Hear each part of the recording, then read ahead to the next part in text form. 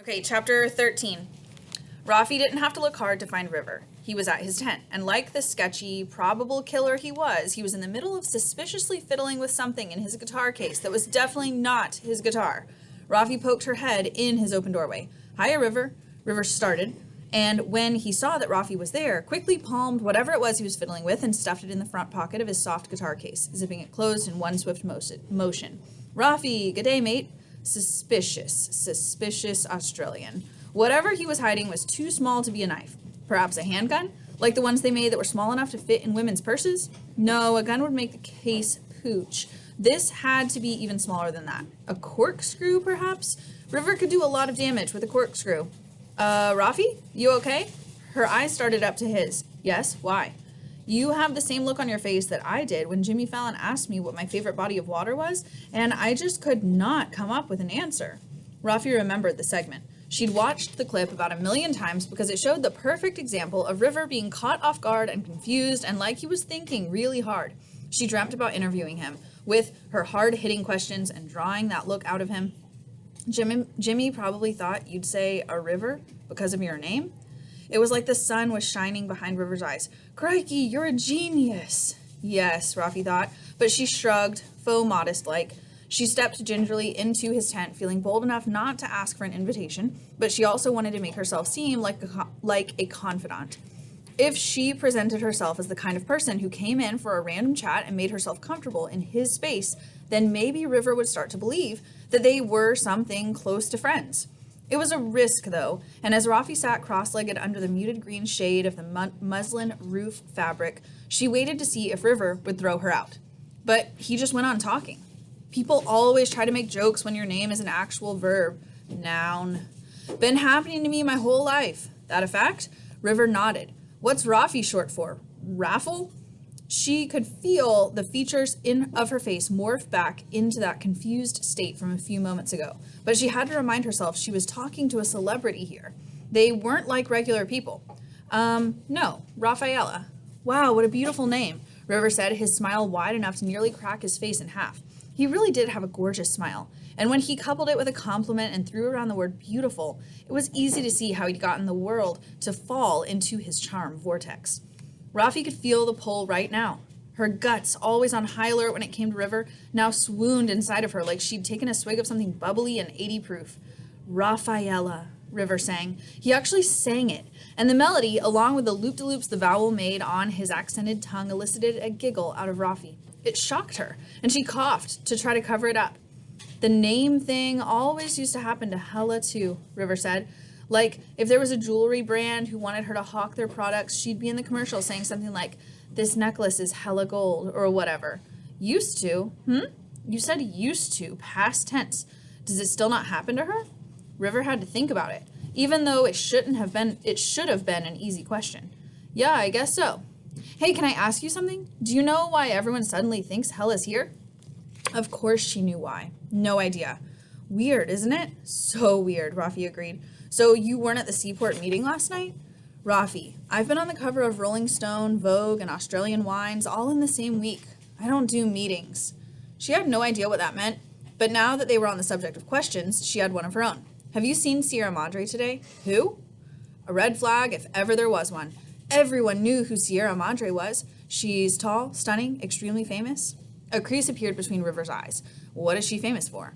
The question stumped Rafi. Sierra wasn't exactly famous for anything. She just was. She posted pictures of herself, and that seemed to be the extent of what she did with her life. It wasn't the same level of celebrity that River had, but it was definitely a level above the rest of the influencers here, most of whose posts were ads for tea or antacids or vacuum cleaners. She just posts stuff. River shrugged. Wouldn't know her. I don't go on the internet much. Yeah, but you met her, Rafi said. On the beach yesterday. I saw you two talking. The crease between his brows deepened, and he had that Jimmy Fallon look on his face, like a mannequin contemplating the meaning of his existence from inside a store window display. No, I'm not sure I did. You pulled some seaweed out of her hair, Rafi said, and you walked off into the jungle together. You must be mistaken, mate. River said all this with a smile on his face, but it was a crooked smile. He was lying. Are you sure she isn't in the jungle somewhere doing boar yoga or something? He asked. You mean goat yoga? No, I don't. Or maybe she's meditating, being at one with nature. Isn't she into that sort of thing? I thought you didn't know anything about her. The crease deepened, his smile growing only more crooked. River's whole demeanor had changed, and where once he was totally open and willing to say just about anything, now he was suddenly closed off. He shifted his eyes away from Rafi, fiddling once more with the guitar case at his knees. He swung the strap over his shoulder, stood and crouched through the tent flap, and Rafi followed him until they were both standing outside. She's definitely meditating somewhere, River said. This island is a wondrous place. She probably just wants to be alone and at one with nature. He was already backtracking, literally walking backward and away from Rafi. Good luck finding her. Red flags rose like goosebumps all over Rafi's skin. Like the mystery item in his guitar case, River Stone was hiding something. Musical Mysteries, Season 2, Episode 3. A River Runs Through Bullshit. Richard Evans was born in Melbourne on an unseasonably cold day in December, the only child of Melanie and Stu Evans. He was a colicky baby who never gave his parents a moment's rest. As a toddler, he talked non-stop, scribbled on every wall of his house, and threw his toys at strangers' heads. Both of Richard's parents have described this period as, quote, terrible. The boy was an even bigger disaster when he reached school age, unable to trace his letters neatly, making truly hideous macaroni art, and, quote unquote, accidentally killing his pet goldfish. It wasn't until Richard picked up a guitar at age 13 that he showed any real aptitude for anything. Turned out he could play 4 chords, could even sing. He even had a talent for writing songs. But although the name Richard Evans was perfectly fine, it wouldn't do if he wanted to break into the music biz. No, River Stone had a much better ring to it. He picked Stone because that's what Evan means in Hebrew. But River, he claims, is a nickname from childhood. Some people says people always called him that because he enjoyed jumping into rivers like a little rascal. Paints a lovely picture, doesn't it, of a carefree child in an idyllic youth where there were rivers around to jump in and be rascalish, except there isn't any record of anyone from River's childhood actually calling him River anywhere. No mention of it in any yearbooks or social media posts, and not a single river anywhere near his house. The name is just the start of River's duplicitous nature. There's no telling how many lies he's told in his lifetime. How many times did he tell a girl she had a beautiful name when he didn't really mean it? Has he ever lied about not having any STIs? Who knows? But between you and me, probably. The point is, River Stone is a lying liar who lies. Now, there isn't anything wrong with a few white lies here and there, but when your girlfriend disappears in the middle of a camping trip and everything you tell the detectives about the case is a lie, well, that's a different story. On the surface, the mystery of River's disappearing first love, Tracy Mooney, is scandalous, to be sure. But let's do something that even the case's detectives failed to do. Scratch the surface. Why was River napping at 9 p.m.? I mean, who does that? Especially if he planned to propose to Tracy just 1 hour later. And the goodbye note. Tracy uses a pretty unusual word to describe River. Wondrous. In all my time researching River and Tracy's story, I was unable to find a single instance in which Tracy uses that word. Not in any of her social media posts, not in any of her videos. River, on the other hand, I've found instances of him saying it at least 37 times. Not to mention the fact that the handwriting on the note itself looks a lot closer to River's than to Tracy's. Still skeptical? Okay, then let's take a look at his heroic trek back to civilization. After Tracy took River's car, River had to make it back to the nearest town on foot. But judging from the spot where River and Tracy were camping and the distance to town, a journey that should have taken 11 hours, River was able to complete in 2? So he has superhuman speed, you might say. But then explain the river. Yes, ironically enough, River would have had to cross a river in order to get back to town in the quickest way possible. By car, you can drive around the river relatively quickly. By walking around the river, but walking around the river would have added hours to River's journey. Say river one more time. I know. The point is, in order to get to town in 2 hours, River would have had to wade into choppy waters. And yet, when he got to the general store where he famously called the police, pictures show that he was totally dry. His boots weren't even wet. Maybe he dried off in the sun, you say. But may I remind you that it was the middle of the night? You still don't believe me. Well, what if I told you that there are only tire tracks back to town? No footprints anywhere on the miraculously shortened trail that River supposedly took to salvation. I mean, come on, the evidence against River's story is overwhelming. My theory? River went on that trip with Tracy and killed her. He wasn't getting anywhere with his music career, and just being another cute guy on YouTube with a guitar wasn't garnering him enough attention. He needed a story, a hook. He needed fodder for his songwriting. He needed a dead girl on his hands. That's next time on Musical Mysteries. This episode of Musical Mysteries was brought to you by No Brand. Ever wish you had some toilet paper because you've been using sandwich bread in a way in which it was not intended? Try No Brand. They've got you covered. And if you use the code RIVERKILLER, you'll get 14% off your purchase. Until next time, Mysterinos. Chapter 14. Rafi's mind was racing with possibilities, motives, disappearances, and mysteries.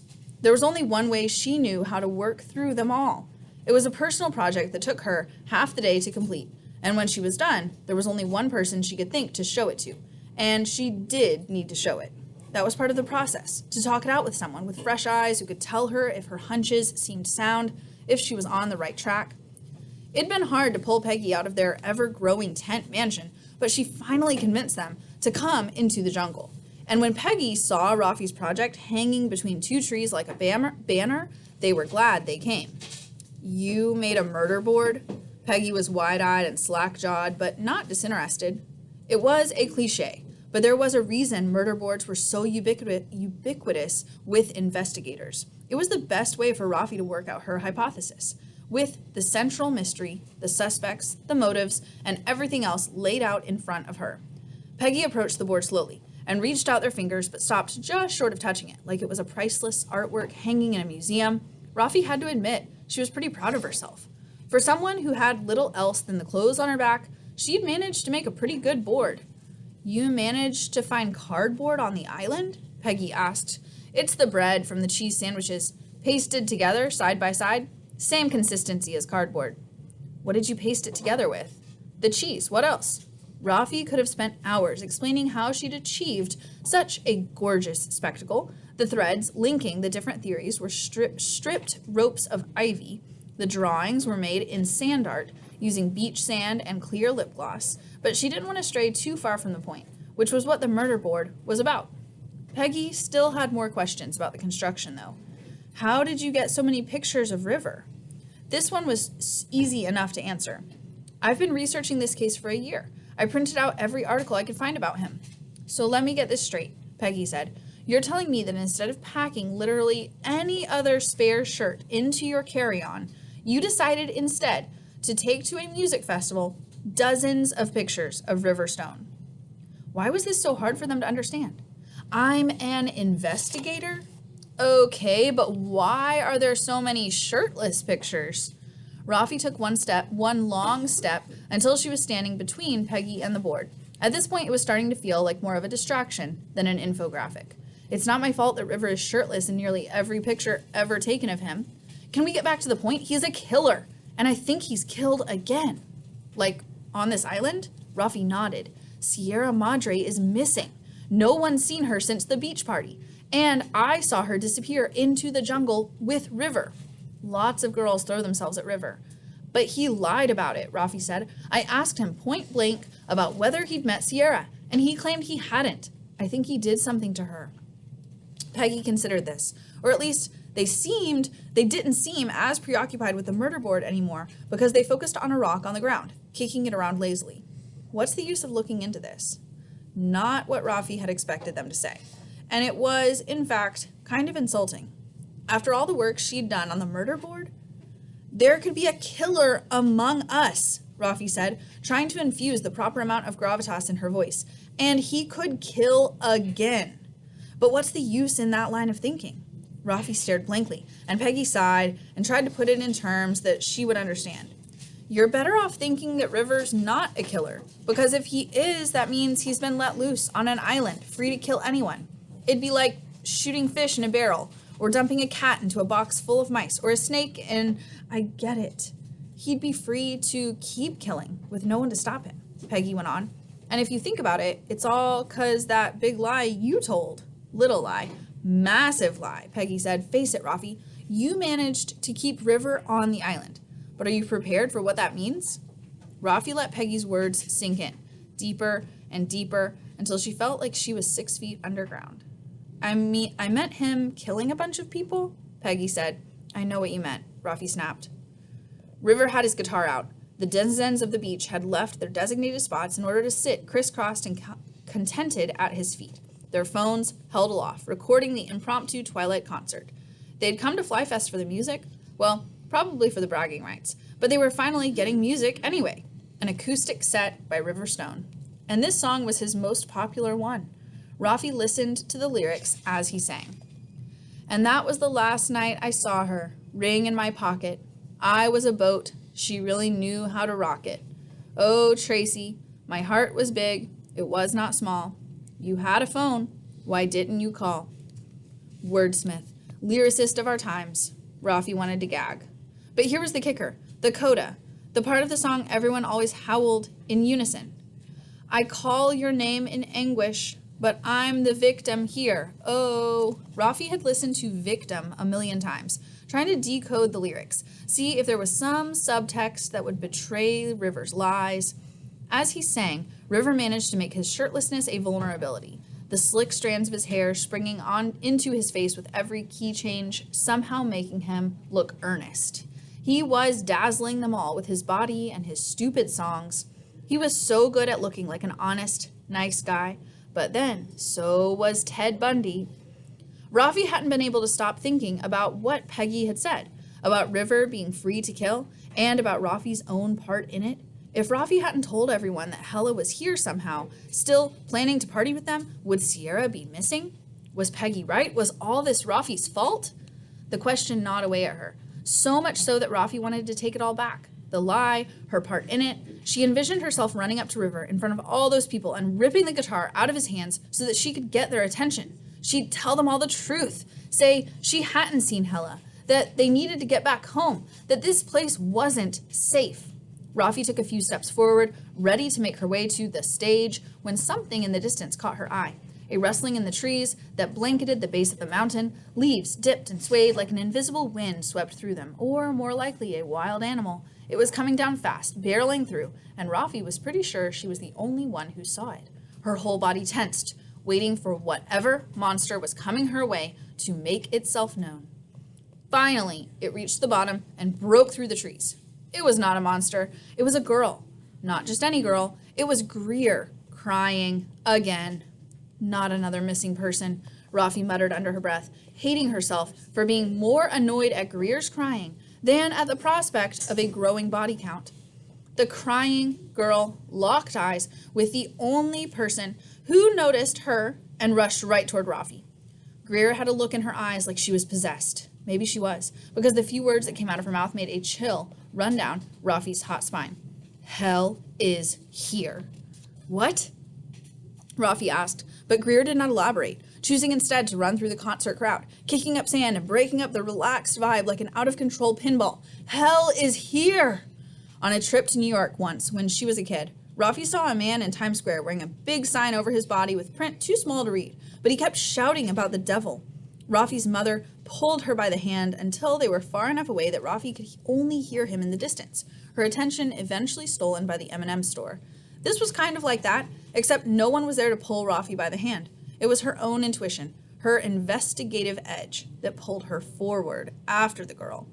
Greer continued zigzagging through the crowd, screaming louder and louder until River was forced to end the song before it could reach its tragic coda. He put his guitar down carefully and stood, placing a comforting hand on Greer's shoulder. What's wrong, hun? Hell is here, she said again. I witnessed it. She revealed herself to me. Greer swallowed and smiled through her tears. Hella Badid is here. Chapter 15. Everyone, calm down. River spoke with the charismatic confidence expected of a teen idol, but it wasn't enough to tamp down the sudden fervor for more information. People continued to talk over themselves, bounding on the ball of their feet with excitement, the kind of excitement you'd expect if you'd just heard that the Coast Guard had spotted you after days stranded on an island, except it wasn't the Coast Guard, It was a supermodel. River wasn't convinced, though. These rumors are just that, rumors. Hella isn't here, he said. Believe me, I would know. But I heard her, said Greer. What did you hear exactly? River asked. I was walking up the mountain when I heard her. We all know her voice. I wouldn't mistake Hella Badid's voice for anyone else's. Hella did have a truly distinctive cadence. It was deep, but still managed to sound flirty with its Valley Girl accent. She also had the world's foremost vocal fry, all of her sentences ending with a staticky whine akin to the sound a monster might make as it tried to climb out of your TV set. The deep valley vocal fry monster voice was occasionally topped off with a small exclamation that sounded almost exactly like a sheep's bleat. Lots of girls tried to emulate it. Few succeeded. Wait, you went up the mountain by yourself? Rafi asked. Her curiosity had led her to the front of the pack, standing right beside River. The mountain was uncharted territory. All paths up its steep incline seemed needlessly treacherous, and not even River, Jack, or Rafi had crossed it when they'd made their exploratory trek. Naturally, Rafi had more questions. What were you doing on the mountain? The features on Greer's face tensed up and turned red. I don't have to answer that. She looked at River. I don't have to answer that, right? Rafi took a step closer to Greer, and a part of her, subconsciously, was trying to get to the bottom of this, whatever this was, through intimidation. Why are you being so shifty? Rafi asked. What I do when I am alone with my body is my own business, Greer said, eyes welling up anew, voice cracking. Look, we don't care what you were doing up there, River interjected. Is it possible that you only think you heard Hella's voice? Sometimes when I'm alone, lying in a hammock in my Hamptons estate, musing for inspiration, I think I hear an angel singing, but then I realize it's just me coming up with new melodies. Could it be that you got excited and thought you heard a voice when really it was the breeze rustling in the trees or something? Is that what you think Hella sounds like? Rafi asked.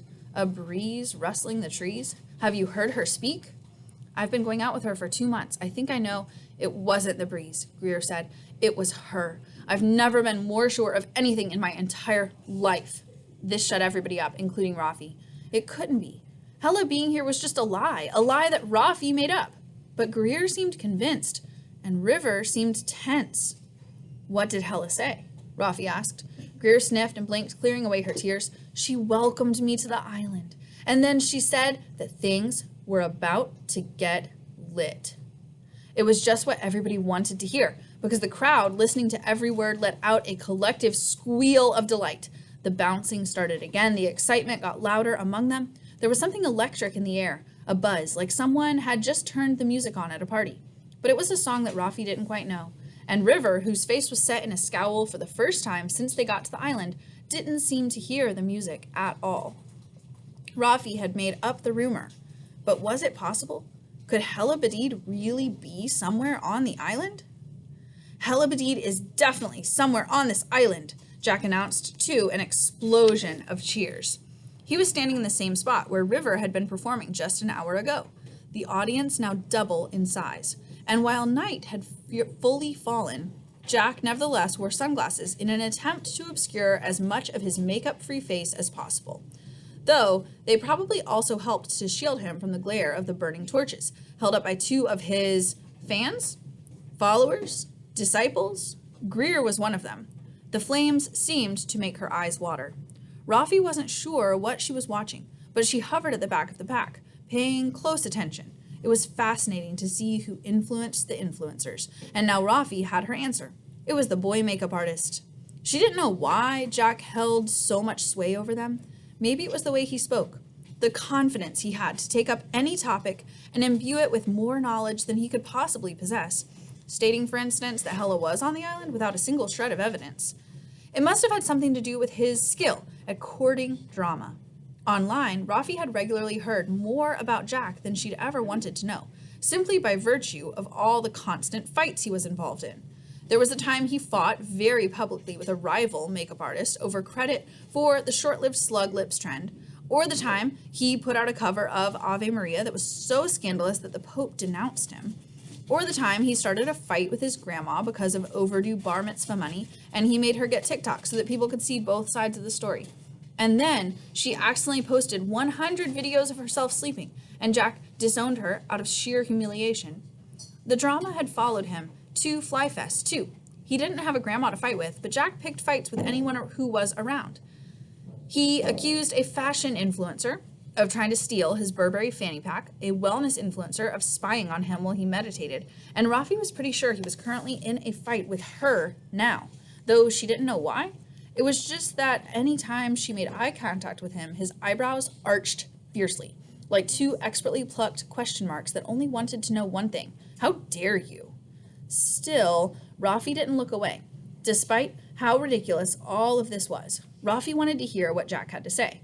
This hella rumor was the biggest thing to happen to Fly Fest since the implosion of Fly Fest. She herself had started it, and thanks to Jack, it seemed it was only going to become a bigger deal.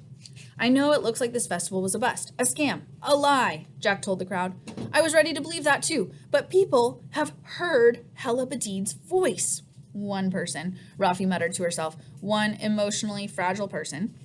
Jack couldn't have possibly heard her, but the way he immediately zeroed in on Rafi with one of his patented, narrowed stares, even through the shades, unnerved her. And it wasn't just one person who heard her, Jack proceeded to look over his followers. More people have come forward to me privately to say they've heard her too. We know Hella Badid's publicist has confirmed to all media outlets that Hella has come on this trip, and we also know that Hella hasn't been posting anything on social media, so she's obviously in hiding. My friends, my followers, Hella Badid is here. Up on that mountain, behind me. I'm not making that up. Those are the facts. Jack's paced, and his torch wielders followed his every move, making for a compelling sort of stage show. I've got another fact for you. Sierra Madre is missing. No one gasped or seemed at all surprised, but that was probably because Rafi had asked everyone here if they knew of Sierra's whereabouts. But she, like everyone else, waited for Jack to make his connection between Sierra and Hella. I've got a theory, Jack said finally. Sierra was, arguably, the best among us.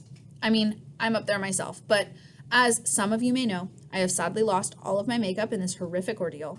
I know it is probably physically painful for all of you to have to look at my face, it being as bare and disgusting as the day's first snow. The point is, I think Sierra's been invited. A subtle wave broke through the influencers as they collectively leaned forward with interest. Rafi couldn't help it. She leaned forward too. We know Hella's here, up on the mountain, somewhere. We know she's probably helping to make Fly Fest happen. But what if it's already happening? What if the only ones who are invited are the ones who are worthy of being invited? Worthy? Rafi repeated. We know Sierra is worthy. Sierra is perfect. Here Jack paused. Rafi could learn a thing or two from him. When it came to public speaking, he had the right cadence, the right starts and stops. He had everyone in the audience wrapped around his finger, and he yanked. What if this is a test? What if Hella is waiting for us to get it together so we can finally experience the real Fly Fest? Because we all came here expecting a party, and we got served a big pile of nothing. It just doesn't make sense. Make it make sense, said a lone voice in the crowd. Jack, emboldened by the audience engagement, nodded. Hella is here, Jack said. It was not a question. Which means the party must be here too. What if the organizers are watching us from up on their mountain and making decisions about who they'll let in? They let Sierra in. Do you want to be on that guest list? I know I do. Rafi listened, but her mind kept responding with skepticism. What if there was another level of hoops to jump through just to be granted access to a stupid music festival? More like, what if we all got scammed out of our money, but we're clearly susceptible to scams, and so here's another one to suit your fancy? But as Rafi looked around, she didn't see anyone shaking their head or walking away. She saw eyes widened and heads nodding, and the kind of devotional tearing up you saw in documentaries about dangerously fanatical cults. What if we are one step closer to meeting Hella? The tone of Jack's voice rose along with his excitement. What if Hella and the others, this was getting ominous, want us to prove we're worthy of going to the festival? We must be perfect to go to the world's most perfect party. It was a rallying cry, and it was met with just the cheers Jack wanted. For Rafi, all she was left with were questions. How could these people, with their expensive clothes and faces made smooth by diligent skincare regimens, get any more perfect? And what did Jack have in mind? Jack bowed, signaling his speech was over, and the crowd closed in on him, eager to be near. Rafi wasn't sure what to make of Jack's speech, or if it would truly change things on the island. All she knew was that a girl was missing, possibly dead, and now everyone thought she'd been let into a bogus festival on the mountaintop. Meanwhile, River still roamed free. Things were starting to unravel, and Rafi didn't have the first clue how to get it all back under control. And now there was a rustling on the mountain. It was the same type of rustling Rafi witnessed when Greer came rushing down that same pathway to warn everyone about Hela. But it wasn't Greer who broke through the trees this time. It was River, calmly dusting off his hands on the back of his shorts and checking to see if anyone was watching. What had he been doing up there?